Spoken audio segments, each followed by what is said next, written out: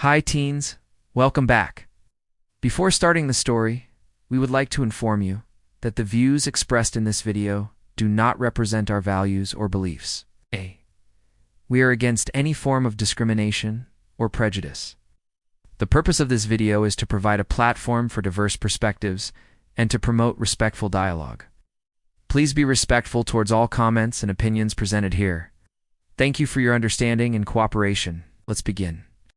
Once upon a time, in the prosperous kingdom of Elara, there lived a beautiful but extremely lazy princess named Elara. Her life was filled with luxury. She lived in a tower with 100 windows so her reflection could always be seen. She wore fine dresses and her shoes were made of velvet. She had everything she ever wanted. Even her pet unicorn did her bidding. But Elara had one big problem. She refused to do anything. When the sun peeked over the horizon, painting the sky with hues of pink and orange, servants had to shake Elara awake. Sometimes they had to dress her because she just wanted to lay in bed all day. "I hate buttons," she would whine. When she did get out of bed, she wouldn't walk anywhere. Servants pushed her in a velvet cart, while she held on to her unicorn plushie. To make sure she never slipped off, she told her unicorn, "Don't let go of me, Buttercup. You have to hold on tight." The poor unicorn toy struggled to keep its grip as it got crushed by the weight of the lazy princess. Elara hated learning. She would tell her tutors, "Why learn when I'm going to be queen anyway? No one will ask me to differentiate the de jure from the de facto leaders of the First Galactic Empire, right? I mean, come on. I learn about history when everyone will bow down to me regardless of whether I know what I'm doing or not." This attitude frustrated her parents, King Aldrich and Queen Elara, who ruled the land of Vril with wisdom and fairness. The king and the queen were worried. Their daughter was supposed to take after them, but she showed no interest in anything except sleeping and watching others work. They feared for their kingdom. How could it thrive under such a careless leader? Then one day an old woman arrived at the castle gates. She introduced herself as a seer and said she could reveal the future to those willing to learn. But the lazy princess just laughed. "No thanks. I'm too busy doing nothing." The old woman shook her head sadly, then turned to the king and queen. "If the princess doesn't change her ways, her future will be bleak. And if she becomes queen, so will the kingdoms." The queen felt a surge of protectiveness towards her child. "Oh, she will change, won't she? Don't worry, old woman.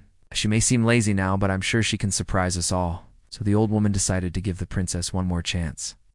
"Very well, Queen Elara. I shall test her. Tell me, Princess Elara, would you like to see your future?" The princess lifted her head from her hands, which were buried deep in her velvet cushions. I guess it won't hurt to see my amazing future self ruling over the kingdom. I wonder what kind of gown I'll be wearing. Oh, I hope it's fluffy." The old woman led Elara into the Whispering Woods, a place where voices of the future echoed. It was there that the princess saw her future, a future that seemed so close, yet was unattainable. In the distance, she saw herself sitting on a throne, but no one came to greet her. All the courtiers whispered, "Look, it's the new queen. Can you believe they made her queen just because she's the king's daughter? She's too lazy to do anything." The sight of empty halls both puzzled and frightened her. Then she noticed the castle walls were crumbling and the flags had lost their color. People walking past the castle walls also whispered, "What a shame. Who would have thought the once mighty kingdom of Vril would fall apart just because the princess was too lazy to rule?" Suddenly a voice broke through the whispers. It was hers, her own voice. "Who cares if I'm queen? It's not like anyone expects me to do anything. Queen should have power, but she shouldn't have to use it. That's why they have servants for." Just then, the old woman placed a hand on the princess's shoulder. "Do you want this future, Princess Elara?" she asked gently. Tears welled up in the princess's eyes. "Of course not. I want a different future, one where people love me and respect me. But how?" The old woman looked into the distance as if searching for the answer in the echoes of the Whispering Woods. "It won't be easy. Are you sure you're ready?" "Yes," Elara replied firmly, wiping her tears. "Tell me what I need to do." The old woman smiled. "Only if you're ready to sweat, fail, and try again." And so began Princess Elara's training. She woke at dawn, something she hadn't done in years. For the first few days, she woke up just to watch the sunrise, and then went back to sleep. But soon, she started to work. First, she learned to cook. Unfortunately, she burned most of her meals, but her determination didn't waver.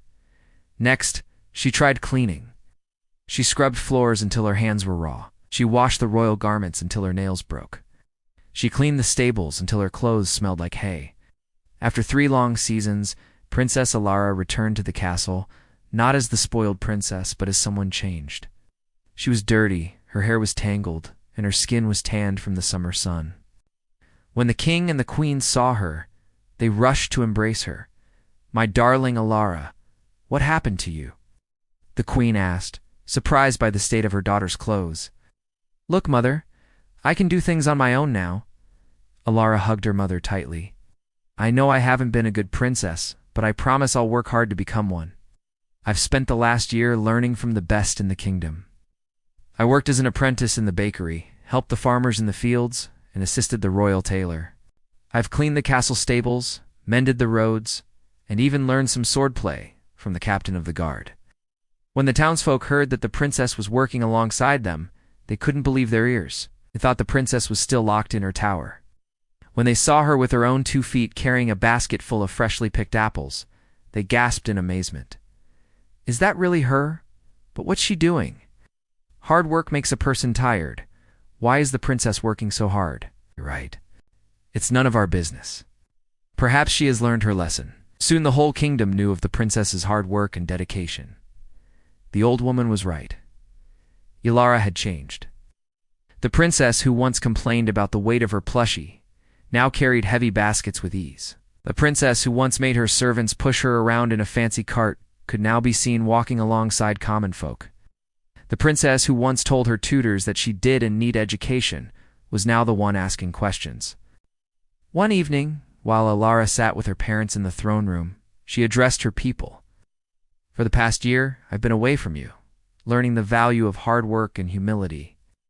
Today, I stand before you not as a spoiled princess, but as someone who wants to be worthy of your respect. I am aware that I have made mistakes in the past, but I promise to serve you with honesty and kindness.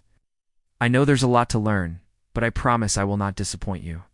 The kingdom erupted in cheers. The people realized that behind the princess's sweet smile and friendly eyes was a determined leader. The king and the queen beamed with pride. "That's our girl," the queen whispered to her husband. From that day on, Elara worked tirelessly for her people. She solved problems, offered guidance, and brought prosperity to the kingdom. The kingdom flourished under her rule, and she became known as one of the greatest and most beloved queens in history. So teens, the next time you feel like giving up, remember Princess Elara. With hard work and dedication, you can achieve anything. The moral of the story is laziness is easy, but greatness comes from effort. If you want to be respected, you must first earn respect through humility, growth, and action. Thank you for listening and watching.